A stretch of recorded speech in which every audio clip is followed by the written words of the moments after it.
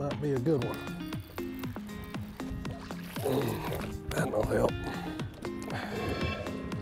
It's a 3.25, I'd say.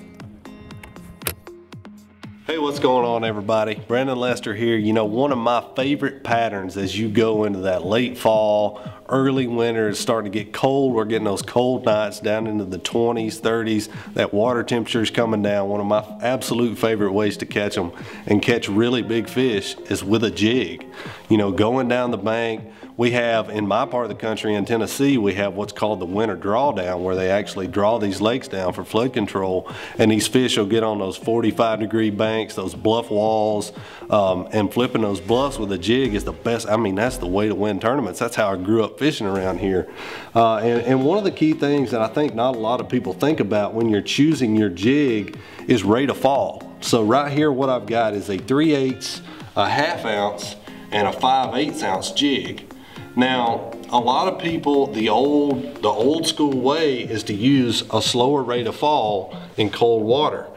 And what I want to kind of tell you guys is the last couple of years I've found myself going with a 5/8 ounce jig a whole lot more.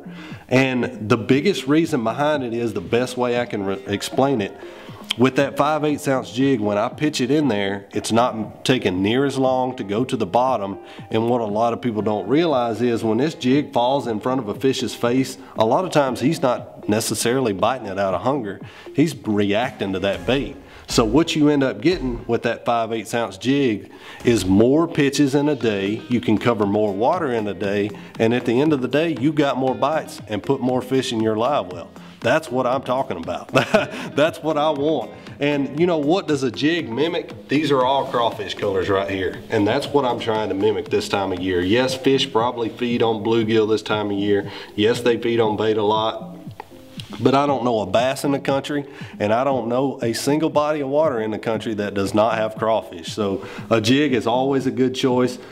You know, think about trailers whenever you're picking your jig as well, because if I put a real streamlined trailer on this 5/8 ounce jig, it's gonna go shoo and shoot straight to the bottom. If I put like a flapping style crawl trailer on the back of it, it's gonna slow it down a little bit.